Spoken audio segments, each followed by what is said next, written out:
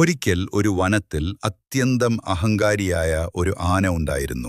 തന്റെ കൂറ്റൻ ശരീരത്തിലും കരുത്തിലും അമിതമായി വിശ്വസിച്ചിരുന്ന അവൻ കാട്ടിലെ മറ്റുള്ള ജീവികളെയെല്ലാം വളരെ പുച്ഛത്തോടുമാണ് നോക്കിക്കണ്ടിരുന്നത്. ഒരു ദിവസം ഒരു പുഴയുടെ തീരത്തുകൂടെ നടന്നു പോകുമ്പോൾ അവിടെ തന്റെ ശരീരത്തേക്കാൾ വലിപ്പമുള്ള ഒരു ഇല കഷ്ടപ്പെട്ട് ചുമന്നു കൊണ്ടുപോകുന്ന ഉറുമ്പിനെ ആന കണ്ടു.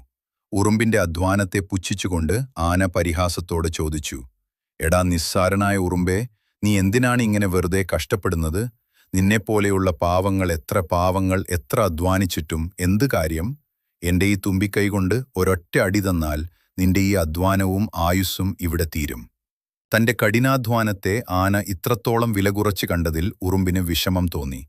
എന്നാൽ ഉറുമ്പ് മറുപടി നൽകും മുൻപേ തന്റെ ശക്തി തെളിയിക്കാനായി ആന പുരയിൽ നിന്ന് തുമ്പിക്കൈ നിറയെ വെള്ളമെടുത്ത് ഉറുമ്പിന്റെ മേലേക്ക് ആഞ്ഞടിച്ചു. പാവം ഉറുമ്പ് ആ വെള്ളപ്പാച്ചിലിൽ ദൂരേക്ക് തെറിച്ചുപോയി. അടുത്ത ദിവസം ആന നല്ല ഉറക്കത്തിലായിരുന്ന സമയത്ത് ഉറുമ്പ് പതുക്കെ അവന്റെ തുമ്പിക്കൈക്കുള്ളിൽ കയറി കഠിനമായി കടിക്കാൻ തുടങ്ങി.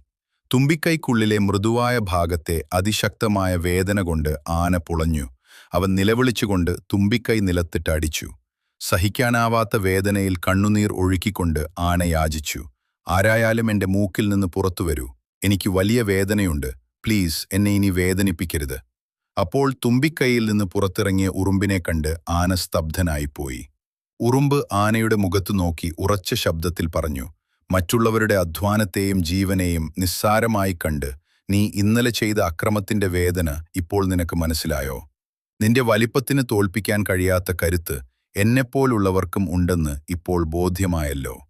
അഹങ്കാരം കാണിച്ച് ദുർബലരെ ഉപദ്രവിക്കുന്നവർക്ക് നിനക്ക് കിട്ടിയ ഈ തിരിച്ചടി തന്നെ വേണം." പണ്ട് കരുത്തിൽ അഹങ്കരിച്ച ആന ഒടുവിൽ കുഞ്ഞനുറുമ്പിന്റെ മുന്നിൽ കൈകൂപ്പി നിൽക്കേണ്ടി വന്നതുപോലെ കാലം എല്ലാവർക്കും ഒരു തിരിച്ചറിവ് നൽകുന്നു. 2023 നവകേരള സദസ്സിനിടെ ഉണ്ടായ ചില അനിഷ്ട സംഭവങ്ങളും അതിനെതിരെ ഇന്ന് നടക്കുന്ന അന്വേഷണങ്ങളും കാണുമ്പോൾ ഈ കഥയിലെ സത്യം നമുക്ക് മനസ്സിലാക്കാം. അധികാരത്തിലിരിക്കുമ്പോൾ ആരെങ്കിലും നിസ്സാരമായി കാണപ്പെട്ടിട്ടുണ്ടെങ്കിൽ കാലം മാറുമ്പോൾ നീതിയുടെ രൂപത്തിൽ അവർക്ക് അർഹമായ മറുപടി ലഭിക്കുക തന്നെ ചെയ്യും. ആരെയും താഴ്ത്തിക്കെട്ടാനല്ല, മറിച്ച് അധികാരം ശാശ്വതമല്ലെന്നും വിനയമാണ് ഏറ്റവും വലിയ കരുത്തെന്നും ഈ മാറ്റങ്ങൾ നമ്മെ ഓർമ്മിപ്പിക്കുന്നു.